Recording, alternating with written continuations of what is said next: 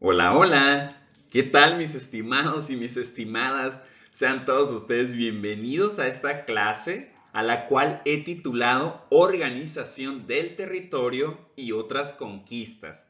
Como en la clase pasada ya hablamos sobre la conquista de México Tenochtitlan, pues el día de hoy vamos a hablar de cómo fue que Cortés, los españoles fueron organizando este territorio que antes les había pertenecido a los mexicas, al poderoso imperio mexica. Y bueno, ahora sí que si Cortés realmente pudo vencer a este imperio tan poderoso, se debió a que los mexicas durante algunos siglos habían conquistado a otros grupos culturales, a otros pueblos y los habían sometido a un sistema de tributos o de guerras floridas, ¿no? Entonces, si Cortés pudo vencer al imperio mexica, no debemos de perder de vista que fue en gran parte porque varios de estos pueblos que estuvieron ya cansados del yugo del yugo mexica, pues se hartaron, ¿no? Y por eso apoyaron a Cortés, como fue el caso de los totonacas, que ya vimos que fueron los primeros que se le unieron desde Veracruz, y también los tlaxcaltecas, ¿no? Por ejemplo. Entonces, con la ayuda de los españoles, mejor dicho, en los españoles, estos pueblos que habían estado sometidos bajo el yugo de este imperio, pues vieron la perfecta oportunidad para deshacerse ya de ese yugo. Entonces por eso les pongo este meme de los Simpsons, ¿no? De los pueblos mesoamericanos deshaciéndose de este imperio mexica o de ese estatus de siervos sometidos. Pero luego miren, ¿qué aparece? Pues el imperio español. Porque solamente cambiaron de un yugo a otro a fin de cuentas. Pero podemos decir que los españoles no llegaron y destruyeron todo. Claro, algunos edificios sí los destruyeron, sobre todo en algunas regiones vamos a ver que ciertos recintos ceremoniales religiosos fueron pues destruidos, ¿no? Por el celo evangelizador, porque estos edificios eran mal vistos, ¿no? Pero en otros casos se adaptaron algunas de las instituciones políticas o de las estructuras o hasta de los edificios para que cumplieran los fines de la nueva organización política de lo que se va a conocer como la Nueva España. En pocas palabras, los españoles no llegaron y destruyeron todo a su paso, sino que fueron lo suficientemente inteligentes, al menos Cortés y sus hombres, como para aprovechar, por ejemplo, la estructura tributaria y los caminos que unificaban sobre todo la zona conocida como el Altiplano Central en lo que era la super área geográfica cultural de Mesoamérica. Aquí en este mapa podemos ver, por ejemplo, esos puntitos que ustedes ven de negro, pues eran las cabeceras de las provincias tributarias, de los pueblos que tenían que darle tributo al imperio de Mexica, que tenía su corazón, ya vimos, pues, en Tenochtitlan. Entonces todos estos pueblos y esas redes comerciales y caminos los van a aprovechar los españoles, les va a venir como ahora sí que como anillo al dedo, les va a caer perfecto ese sistema porque ahora van a continuar con ese sistema, van a aprovechar estos caminos, estas redes comerciales, pero ahora ellos van a ser quienes se van a beneficiar del tributo que antes era para el imperio mexica. Entonces supieron aprovechar bastante bien estas estructuras que ya existían desde el posclásico. Y Hernán Cortés, cuando ya conquista pues México, Tenochtitlan, pues va a pensar en un nombre para estas tierras lejanas que ha conquistado en nombre de su emperador, de su rey. Y que les pongo un meme porque los historiadores sabemos que fue Cortés quien sugirió el nombre de Nueva España para este territorio que habían conquistado recientemente él y sus hombres, porque él le dice al rey en una de sus cartas, si no las han leído les recomiendo mucho, pueden ustedes conseguirlas muy baratas con la editorial Porrúa, se llaman Cartas de Relación de Hernán Cortés, las pueden conseguir y leerlas por ustedes mismos. Vean nada más, ya les hice un comercial de la editorial Porrúa. Espero que me den mis honorarios por ello. Que me paguen los de Porrúa por esa promoción de sus libros. No se crean. Pero en fin, sí, Hernán Cortés en una de sus cartas le sugiere al rey ponerle a este territorio Nueva España porque él piensa que se parece mucho el clima, la geografía, se parece mucho, le recuerda mucho a España. Entonces yo les pongo aquí este meme como si Hernán Cortés estuviera haciendo un gran esfuerzo para ocurrírsele un nombre muy original para ese nuevo territorio, ¿no? Se le quemaron las neuronas a Cortés para ponerle Nueva España, ¿no? Casi igual que España. En fin, a fin de cuentas, obviamente como Cortés fue el que encabezó esta expedición, ya sabemos, desobedeciendo al gobernador Diego Velázquez, pues él es el que se arriesgó a fin de cuentas y pues obviamente eso le dio pues algunos beneficios.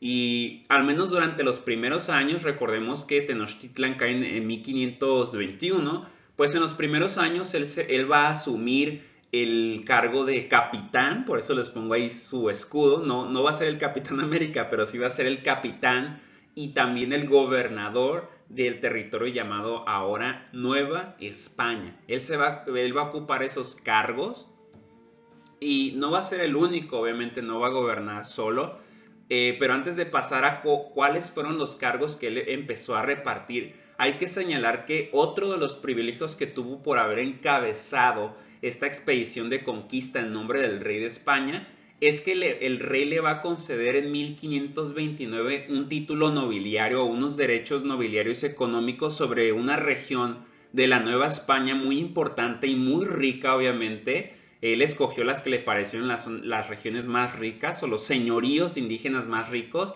Como pueden ver en este mapa, esas regiones que están como encerradas con una línea roja, que son como 7, ahí las ven en el mapa y dice Coyoacán, Cuernavaca, Cuatro Villas, Tuxtla, Tehuantepec, Toluca, Charo, todas esas zonas, que eran señoríos indígenas, le fueron entregados a Cortés y en su conjunto este territorio se conoce como el Marquesado del Valle de Oaxaca. De hecho era una región muy especial, tenía como derechos muy especiales Cortés por haber sido el líder de la conquista. El rey le da esos territorios, es un título de carácter hereditario, de hecho creo que se lo pasó a su hijo al que tuvo con la Malinche, Martín, creo que se llamaba Martín Cortés, y se los hereda. Entonces, algo también muy especial de este título es que además de recibir tributo, como lo vamos a ver, e indígenas para que trabajasen para él, también él podía ejercer en sus territorios, tenía el poder ejecutivo, por así decirlo, legislativo y judicial en sus manos. Entonces vamos a ver que eso se va a volver un problema cuando ya se conforme mejor, se organice mejor el territorio en un virreinato, porque va a ser una clase de un estado dentro de otro estado, porque casi parecía algo autónomo, ¿no? Como si fuera Cortés el único que gobernara en esos territorios. Entonces el rey luego va a tener que intervenir para que los que habían heredado el título del marquesado del Valle de Oaxaca tuvieran menos poder del que al principio les habían otorgado. Pero eso ya es otra historia. El punto es que a Cortés como recompensa le dieron el marquesado del Valle de Oaxaca. Aquí les pongo otro meme, mi clase está llena de memes. Cortés, ¿en serio te vas a quedar con todos esos señoríos? Y él, obvio. En fin, otra de las cosas que hizo Cortés una vez conquistado la capital del Imperio Mexica, pues Tenochtitlan, y es algo que creo que casi todos sabemos, es que donde estaba antes la cuadrícula del recinto ceremonial, del recinto del Templo Mayor, que estaba pues en el mero centro de Tenochtitlan, ahí fue donde él edificó el centro de la nueva capital del imperio, ¿no? La Ciudad de México, que si todos hemos ido para ahí, pues seguramente vamos a identificar a estos edificios, donde actualmente podemos identificar ahora sí que el centro histórico de la ciudad, pues ese centro histórico de la ciudad, donde podemos identificar edificios como la Catedral, el Palacio Nacional, el Zócalo, pues ahí estaba el centro de Tenochtitlan. Entonces, por ejemplo, aquí les pongo una imagen donde podemos apreciar que, por ejemplo, ahí donde dice entre paréntesis número 1, ahí se ubicaba el famoso Templo Mayor, que era el edificio más importante del centro de Tenochtitlan. donde tenía como dos mini templos arriba, o adoratorios, uno para Tlaloc y otro a Huitzilopochtli, si no mal recuerdan. Pues ahí todavía hay algunas ruinas, ustedes creo que pueden pasar por ahí y verlas, incluso si han visitado Ciudad de México. Pues ahí estaba el Templo Mayor, y ahí cerquita, bueno, por ejemplo, también donde está, dice el paréntesis en el número 4, pues ahí estaba el Calmeca, que ustedes recordarán que el Calmeca, que era la escuela destinada para la nobleza, para los sacerdotes sobre todo. ¿Qué más? Donde actualmente vemos ahí que dice el número 13, donde actualmente ubicamos a la catedral ahí en la Ciudad de México. Pues hay varios edificios ahí cerquita. Por ejemplo, el 5 era el Palacio de Quetzalcóatl, el 6 creo que era un juego de pelota, el 13 es un zompantli donde ponían las cabezas humanas. ¿Qué más? Pues varios edificios que ya no están ahí, o que están enterrados o perdidos, ya que todavía se siguen haciendo excavaciones. Otro lugar importante es, por ejemplo, ahí donde dice calle del Monte de Piedad, a la izquierda, y en esa cuadra, pues ahí estaba, creo que se han identificado los vestigios arqueológicos del palacio de Atzayacatl, que era el abuelo de Moctezuma, y fue el palacio donde pues Moctezuma hospedó a Cortés y a sus hombres. Y ahí es donde se van a refugiar cuando los mexicas se subleven contra ellos después de la matanza del Templo Mayor. Y en donde dice Palacio Nacional, pues ahí estaban la morada de Moctezuma, ¿no? Entonces vemos ahí que Cortés tomó la opción de tomar el mismo centro del recinto del Templo Mayor, ese mismo centro cuadricular, lo tomó para convertirlo en el centro de la Ciudad de México, o del virreinato, por así decirlo. Se construye sobre las ruinas de Tenochtitlan. Y otra cosa que él hace, pues obviamente él no puede gobernar solo, así que como ustedes ven en este códice, pues él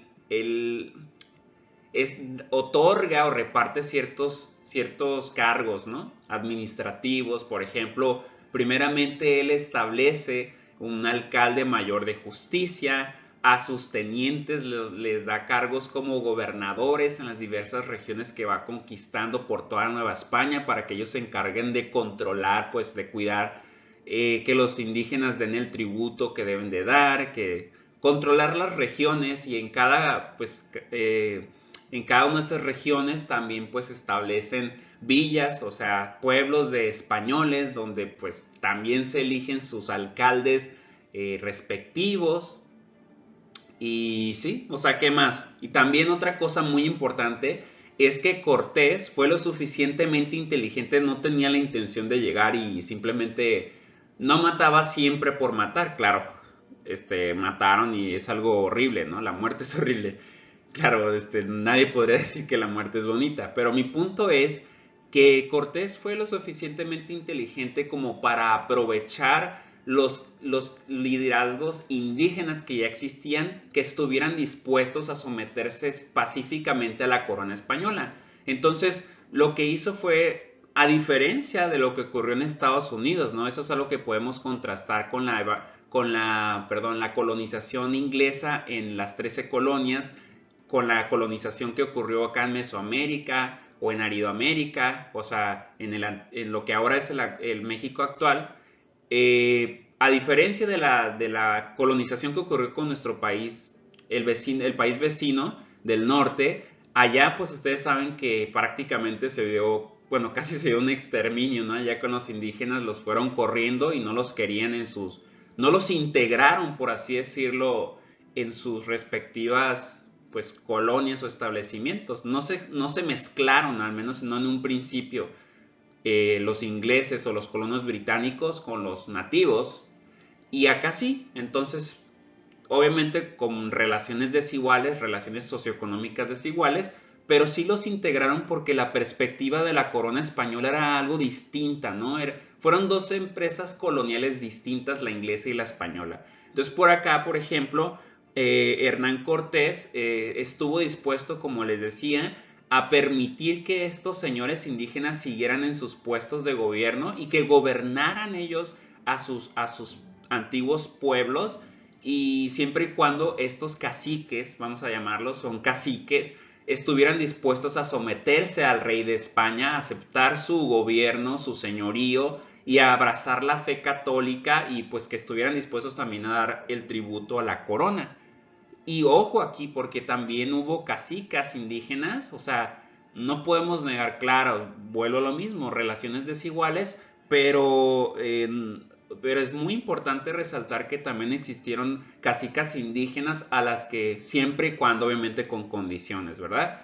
Estuvieran dispuestas a dar el tributo, a someterse al rey de España, a ser aculturizadas, bueno, a ser formadas según la cultura española y, y dar los tributos correspondientes, etcétera, etcétera. Mientras aceptaran esas condiciones, había cacicas indígenas a las que se les respetaba su título y eran tenidas en muy alta estima. Y de hecho a ellas en ese sentido creo que gozaron exenciones que los caciques varones no tenían. Por ejemplo, ellas no estaban obligadas a rendir trabajos forzados, no las podían obligar a ellas, a las cacicas indígenas, a trabajar en las encomiendas, o incluso tuvieron privilegios como ser exentadas de ciertos pagos o tributos. Entonces, no hay que olvidar eso, también ahí está presente el papel de la mujer, y en este caso fue, al menos en comparación con el de los caciques indígenas varones, fue privilegiado. Entonces, bueno, entonces todos estos caciques eran permitidos, pero en general, obviamente o sea, los que gobernaban los pueblos de indios eran directamente los caciques o cacicas indígenas, pero estaban sometidos al gobierno español, ¿no? Solo que permanecían como separaditos. Los pueblos de indios aparte, las villas de españoles aparte con sus propios gobiernos, pero a fin de cuentas los indígenas estaban sometidos a los españoles, era sometimiento a fin de cuentas de alguna u otra manera, y tenían que darles algo a cambio, ¿no?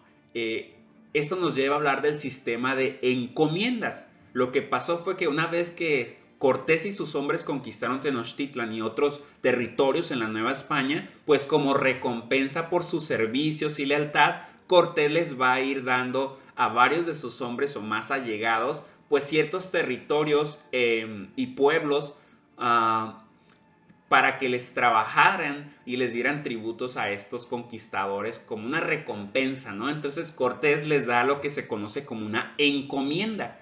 Entonces es una institución que ahorita vamos a ver que viene desde la Edad Media. Como dice su nombre, les encomienda un pueblo de indios o un señorío indígena con ciertos derechos y obligaciones. Aquí, por ejemplo, vemos donde se les daba el tributo a los encomenderos, así se les llamaba a los españoles privilegiados, generalmente los conquistadores que llegaron con Cortés. Estos españoles privilegiados que podían recibir tributo, ese era su derecho, o servicios laborales por parte de los indígenas, pero que muchas veces llegaron al abuso también, ¿verdad? Y llegaron a abusar, y ahorita lo vamos a ver con mayor detenimiento, pero por el momento podemos decir que la encomienda, este reparto de tierras con indígenas en manos de los españoles o de los conquistadores como una forma de recompensarlos, nos habla de que la Nueva España se organizó conjugando o juntando, combinando dos instituciones de dos mundos distintos. Por un lado, la del mundo europeo, las instituciones españolas como los ayuntamientos y encomiendas, que eran instituciones feudales y medievales, como ya vimos en la Edad Media. El feudalismo consistía en la repartición, ¿no?, de tierras en manos de un noble al que también se le daban vasallos para que trabajaran para él y le dieran parte del producto, ¿no?, de la siembra, la cosecha, pues. Entonces, la encomienda, como ya lo vimos, este repartimiento de esos señoríos indígenas en manos de los conquistadores, es una institución con raíces en la Edad Media. Pero por otro lado, la Nueva España también recurrió o se organizó según tomó la organización previa del Imperio Mexica, que fueron los cacicazgos y las tierras comunales. Entonces, dos tipos de organizaciones políticas del territorio se van a combinar para organizar la Nueva España. Entonces, insisto, se combina, por ejemplo, la encomienda, se combina con las tierras comunales como eran trabajadas antes con los mexicas, y los ayuntamientos con los cacicazgos. Entonces se combinan ambas instituciones, las prehispánicas y las hispánicas, o mejor dicho, las mesoamericanas y las hispánicas. Pero obviamente el encomendero recibía ciertos privilegios, pero no crean que todo era muy bonito, no todo era solo privilegio y derecho, eran también responsabilidades, porque esas encomiendas les eran concedidas a los conquistadores siempre y cuando cumplieran con ciertas obligaciones o responsabilidades que contraían con la corona. Y una de las más importantes, aparte de las obligaciones militares o políticas, etcétera, era su obligación de sostener económicamente a los misioneros, a los frailes que se encargaban de evangelizar o cristianizar a los señoríos indígenas, porque la colonización española, a diferencia de la inglesa, tuvo una connotación religiosa muy fuerte, ya que ellos desde su cosmovisión creían que era su responsabilidad propagar las buenas nuevas, pero no solo las buenas nuevas, o sea, el cristianismo, sino el catolicismo, o sea, el cristianismo en su versión católica por toda la tierra. Y recordemos, no perdamos de vista que todo esto se entiende mucho si consideramos que los españoles estuvieron batallando durante 8 siglos con un pueblo, con los pueblos árabes musulmanes, y ellos tenían como esta visión muy de lucha contra las religiones paganas, ¿no? Entonces ellos vienen de ese contexto y asumen, además los reyes, recuerdan los reyes católicos, ¿no? De Fernando de Aragón e Isabel de Castilla, se les da el nombre de reyes católicos porque ellos se asumen a sí mismos como los defensores de la fe católica, en contraste con el protestantismo que ya surge en Europa y trae una división en Europa, en Occidente, al surgir nuevas ideas religiosas, ¿no? Que pretenden quitarle ya el monopolio religioso a la Iglesia Católica. Pero ese es otro tema. No nos perdamos, volvamos a esto. Entonces, el encomendero tenía ciertas responsabilidades, de las cuales la más grande era sostener a los misioneros que llegaban de España para evangelizar o cristianizar a los indígenas. Entonces, por eso les pongo este meme, donde dice: el encomendero recibe el tributo indígena, el religioso encargado de la evangelización. ¿Me das? Es solamente un meme, ¿eh? Entonces, así era más o menos la cosa. O sea, estaba encargado de darle todo lo que necesitara el fraile para evangelizar en ese territorio a los indígenas. Y obviamente, como decía, no todo eran puros derechos y privilegios. El rey, por ejemplo, empezó a recibir reportes de que los encomenderos o los conquistadores a veces abusaban mucho de los indígenas, atropellaban sus derechos, porque sí los veían como seres que merecían ser tratados con respeto, y al menos legalmente y todo, existió toda una tradición teológica que concebía a los indígenas como seres humanos que eran dignos de ser respetados y tratados como vasallos del rey, por así decirlo, y por lo tanto tenían ciertos derechos, ¿no? Debían de ser tratados con cierto respeto, y va a haber voces religiosas que se opongan al abuso en contra de los indígenas. Entonces, por ejemplo, van a estipular ciertas leyes que impidan que en las encomiendas se les abuse a los indígenas, y después van a abolir las encomiendas por lo mismo. Entonces, una de esas leyes, por ejemplo, que establece el rey de España, o que estableció, fue que no podía exigir el encomendero a los indígenas de su territorio que trabajaran por más de 20 días seguidos, y que entre cada periodo laboral debían darles 30 días de descanso para que trabajaran en sus propias tierritas. Después les pongo aquí el meme de voy a tomarlo, pero me ofende muchísimo, porque los encomenderos pues se les obligó a hacer eso, a respetar estas leyes a favor de los indígenas, pero en la realidad, una cosa son los decretos y otra cosa es la realidad. Es que muchos de los encomenderos no hicieron caso y siguieron abusando de los indígenas, y esto va a llevar a que el rey de España pues se canse de esta situación, y el rey de España poco a poco lo que va a hacer va a quitarle poder a los encomenderos, ya no va a permitir incluso que se den más encomiendas, va a permitir que se hereden que los herederos pues las adopten, las tengan en sus manos, pero ya no va a permitir que existan más encomiendas, ya no va a nombrar más encomenderos y le van a causar tantos problemas a los encomenderos que el rey de España se va a encargar de irle quitando poder a esta institución feudal en la Nueva España y a fin de cuentas va a perder importancia. Ahora sí que como el chasquido de Thanos, ahí ven, no me quiero ir señor Stark, pues ahí la encomienda va a desaparecer y va a perder poder más que nada a partir del siglo XVII. La encomienda va a terminar desapareciendo. Y bueno, ahora sí que sí, ya hemos hablado mucho de Cortés y sus hombres y sobre todo cuando hablamos de conquista creo que inmediatamente todos pensamos en los mexicas, ¿verdad? Pero la realidad es que como ya vimos, el territorio mexicano en el pasado estuvo dividido en tres áreas grandes geográficas culturales, tres super áreas geográficas culturales y había muchos pueblos diferentes en Aridoamérica, Oasis América, perdón, y Mesoamérica. Entonces no todo era Mesoamérica y no todo era solamente el Imperio Mexica. Entonces aquí vemos un mapa donde podemos ver cuáles fueron las diferentes rutas de exploración y conquista del territorio de México. Entonces vemos, por ejemplo, la línea roja, la ruta de Cortés, ¿no? Desde Veracruz, o sea, desde donde fundó la Villa Rica de la Veracruz, que fue el primer ayuntamiento en la Nueva España o en México. México ahora, ¿verdad? Pero antes Nueva España. Vemos ahí la ruta de Cortés en la línea de color rojo, pero podemos ver otras de los años 20, por ejemplo la de Pedro de Alvarado, ¿no? Vean ahí la línea que es línea sostenida de color verde. En 1522 al 24, Cortés envió a Pedro de Alvarado. Recuerden que Pedro de Alvarado fue el encargado de la matanza del Templo Mayor, ese cochinero que hizo Pedro de Alvarado.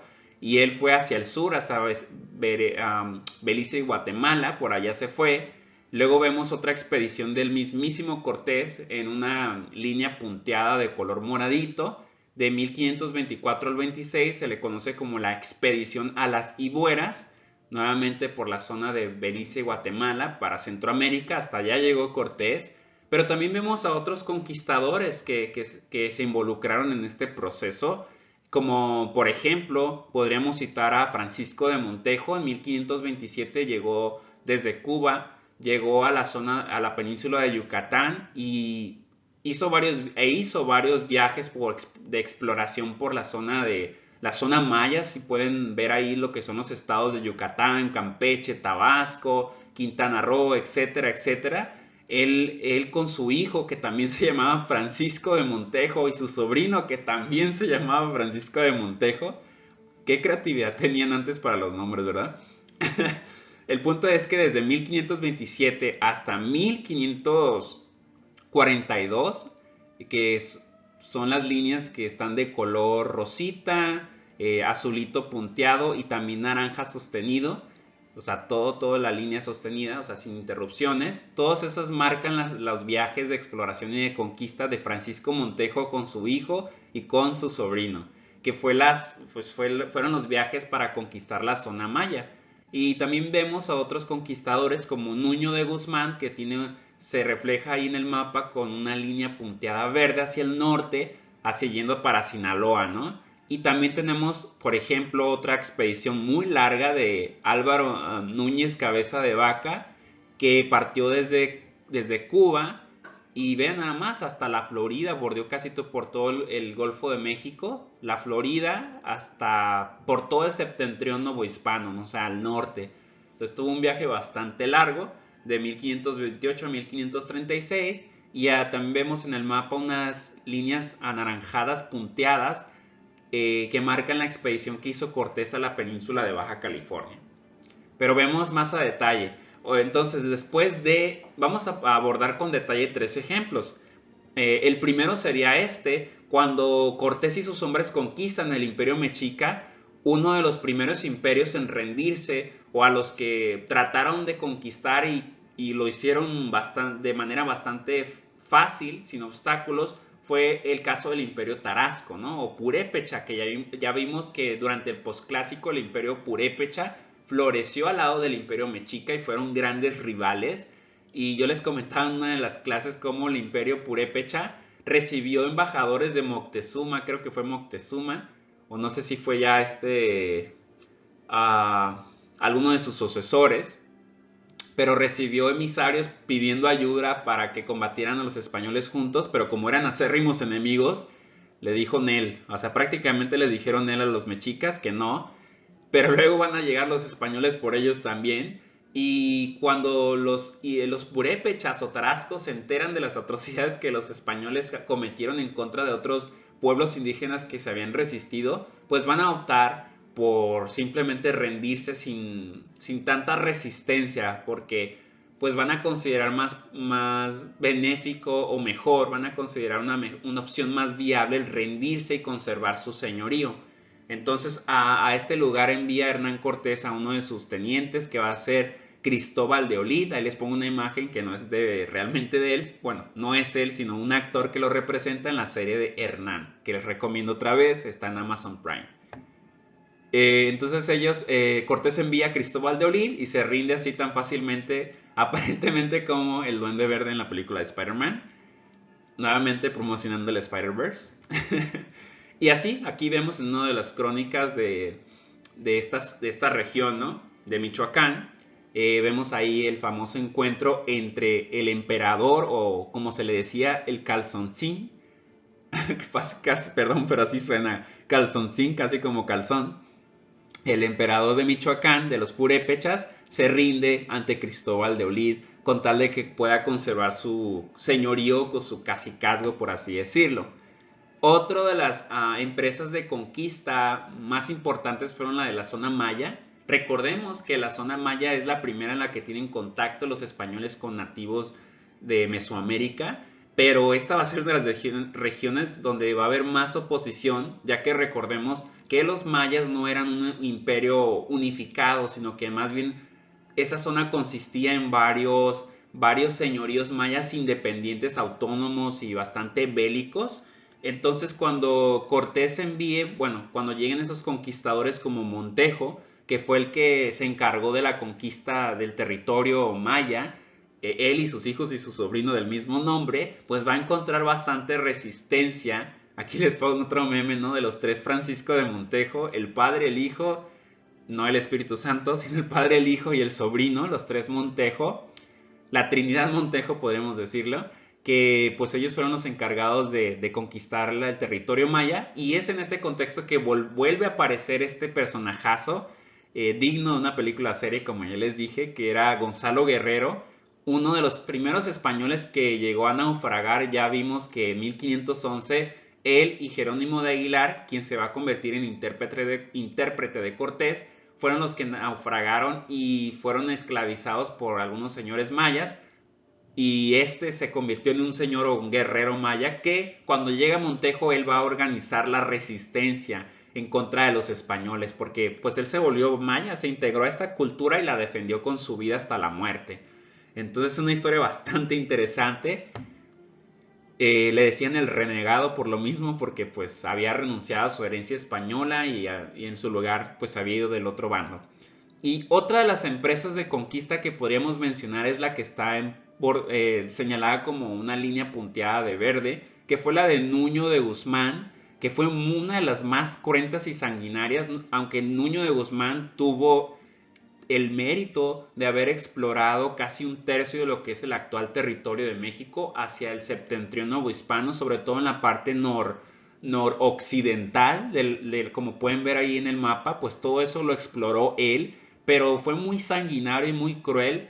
Vean nada más, él sobre todo se le reconoce haber conquistado la región de Nueva Galicia, que era un territorio que abarcaba los actuales estados de, sobre todo Jalisco, que va a tener su capital en Guadalajara, pero también Zacatecas y Nayarit, ¿no? Entonces, esta región él la va a conquistar, y Nueva Galicia, me adelantaré un poco, se va a convertir en una de las regiones más ricas y más importantes de la Nueva España, más fructíferas, y que en varias ocasiones va a estar rivalizando en poder con Ciudad de México, ¿no? Con el centro del país, con el centro de la colonia.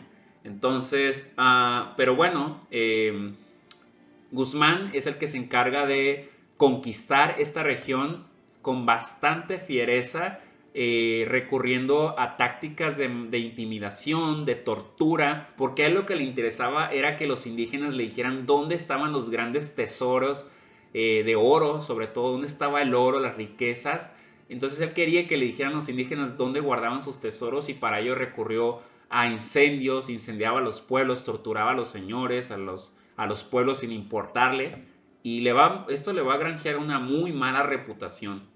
Y a fin de cuentas, además de los abusos de los conquistadores que se dieron en algunas regiones en contra de los indígenas, también van a tener problemas entre ellos mismos. No crean que todos los españoles se querían o que todos pensaban igual, ¿verdad? Para nada. De hecho, por ejemplo, Hernán Cortés tuvo muchos problemas con varios de los conquistadores que estuvieron alguna vez en su servicio o que quisieron disputarle el poder en otras regiones, ¿no? Entonces, por ejemplo, Hernán Cortés va a tener muchos problemas va a tener problemas con Cristóbal de Olid, va a tener problemas con Pedro de Alvarado, va a tener problemas con Nuño de Guzmán, sobre todo con Nuño de Guzmán, se van a odiar a muerte, por eso aquí les pongo un meme, porque a fin de cuentas, así como este chico intervino para detener a su amigo, el rey de España va a tener que intervenir para impedir que se siguieran peleando tanto los conquistadores, para que dejaran de disputarse ya el poder de la Nueva España. Y lo que va a hacer la corona española, tomar la decisión de crear un órgano de gobierno central, que va a ser la audiencia de México, y va a nombrar en 1529 como presidente de esta Real Audiencia de la Nueva España. Dejó en primer lugar la primera vez a Nuño de Guzmán, que fue el sanguinario que se encargó de conquistar Nueva Galicia y que tenía muchos problemas de Cortés, pero solo va a durar un año en ese puesto porque van a llegar a oídos del rey muchas quejas por parte de otros conquistadores, de Cortés mismo, pero sobre todo de los frailes que estaban un poco más preocupados por los indígenas.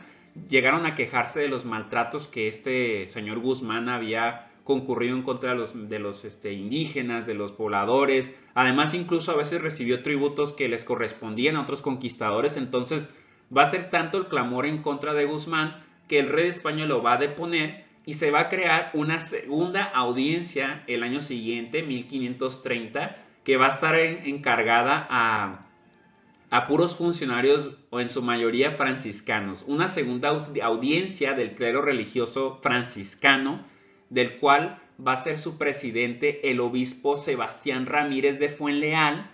Y por eso les pongo el meme aquí, ¿no? De el Otso, ¿no? De viendo cómo lo reemplazan, porque a Nuño de Guzmán lo van a reemplazar al año siguiente. Van a poner a otro presidente de la Real Audiencia con otros oidores, en su mayoría franciscanos. Y todo esto porque el que le puso más dedo fue el primer arzobispo de México, que fue Juan de Zumárraga, un personaje muy interesante, indispensable para entender el primer periodo de la evangelización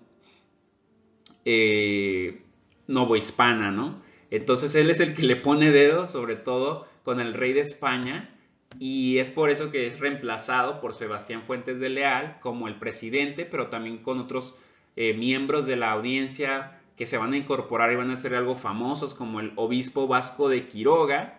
Este obispo va a ser muy querido por los indígenas, se le conoce por ser el protector de varios grupos indígenas, por eso le llamaban ellos el Tata Vasco, porque era muy estimado, ya que él defendió mucho los derechos de los indígenas. Y bueno, esta segunda audiencia va a gobernar desde 1530 a 1535, en un periodo de 5 años. Esta segunda audiencia va a tener el gobierno de la Nueva España a cargo de Fuenleal, Sebastián Ramírez de Fuenleal, creo que se llamaba, perdón, se me fue el nombre. Pero bueno, la segunda audiencia gobernará estos 5 años hasta que en 1535 va a llegar el primer virrey de la Nueva España, que va a ser Antonio de Mendoza. Él es el primer virrey y llega pues ahora sí para controlar, establecer una administración más completa, organizar y gobernar de mejor manera este nuevo territorio. Entonces él es el primer virrey. Pero en cuanto a Aridoamérica, yo les había dicho desde un principio que los chichimecas van a ser un asunto aparte. Todos estos pueblos fieros, salvajes, indómitos, van a permanecer así y van a ser colonizados y conquistados hasta casi... El proceso de conquista de estos pueblos va a durar casi 2 siglos. Entonces, permanecieron durante muchos años casi pues indómitos, ¿no? Como este Spirit, no sé si han visto la película, pues así les pongo ahí la imagen porque permanecieron así sin ser conquistados durante mucho, mucho tiempo por su carácter nómada y fiero, ¿verdad? Los chichimecas. Y bueno, en cuanto a Hernán Cortés, dejó de gobernar él la Nueva España. De hecho, a él lo llaman para que vaya a España, tiene que ir por orden del rey. En 1528, 29, por ahí, es cuando le dan el marquesado del Valle de Oaxaca como recompensa y ya no le permite el rey gobernar la Nueva España ni la Ciudad de México, pero sí le da ciertos derechos como el derecho de expedición en la Mar del Sur, que en ese tiempo así le llamaban al Océano Pacífico. Entonces el rey le da el derecho de expedición y de gobierno de la Mar del Sur y es así como Hernán Cortés pues se lanza a otro viaje de conquista, bueno, organiza varios viajes de conquista o de expedición en la Mar del Sur, en el Océano Pacífico, porque lo que le interesa a fin de cuentas es encontrar la ruta por la que el mismísimo Colón emprendió todo estos viajes y que por accidente terminaron descubriendo a un nuevo continente, ¿no? Entonces recuerden que ese fue el objetivo final y todavía no se había perdido ese objetivo. Entonces Hernán Cortés viaja por este desconocido océano,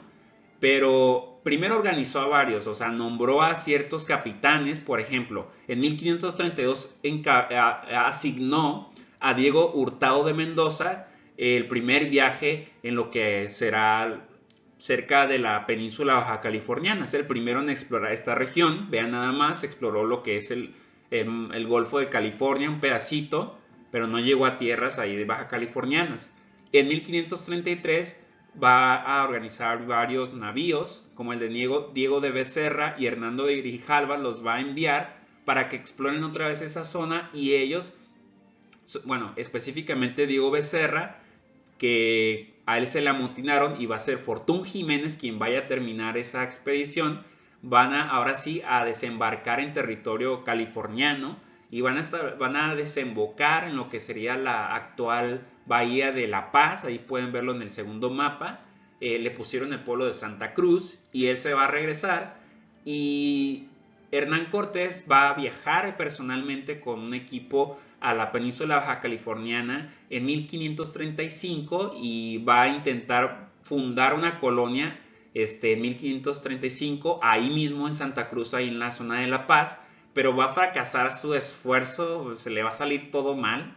Va a organizar un montón de gente, muchos lo van a acompañar, va a organizar envío de víveres, pero establece la colonia, esperaba que ciertos barcos llegaban con provisiones, pero se hundieron y fue un caos. Entonces él se tuvo que regresar, pero no se quería dar por vencido y en 1539 envía a otro cuate, a Francisco de Ulloa, para que navegue alrededor de toda la península baja californiana y es casi uno de los primeros en rodear casi todas, si se dan cuenta, ahí en la península baja californiana y en explorar las zonas de los actuales estados de Sonora, sobre todo Sonora y algo parece que bueno, sí, Sonora. Entonces, pero el esfuerzo de Cortés de seguir manteniendo la colonia, el ayuntamiento de la Santa Cruz en La Paz, va a fracasar y el virrey le va a mandar que se regrese. Y ahí fracasó el primer intento de conquistar la península baja californiana. Entonces, 4 intentos y no lo logró. Es como ese meme cuando el destino o Dios, no sé, te dicen que no, que no. No quiero decirlo porque el meme tiene una grosería y yo no me gusta decir groserías. Donde dice que no, entiende que no. Se me olvidó ponerlo el meme, pero se me ocurrió ahorita, ¿no? 4 veces y fracasó. Así que si lo han intentado 4 veces, por favor, escuchen las señales del destino. Significa que no es para ustedes. No se crean, estoy jugando, mis estimados. Nunca se rindan, nunca se rindan. Bueno, eso sería todo por el día de hoy. Espero que hayan disfrutado mucho la clase. Yo la verdad que me divertí. Y nos vemos la siguiente clase. Hasta la próxima. Adiós.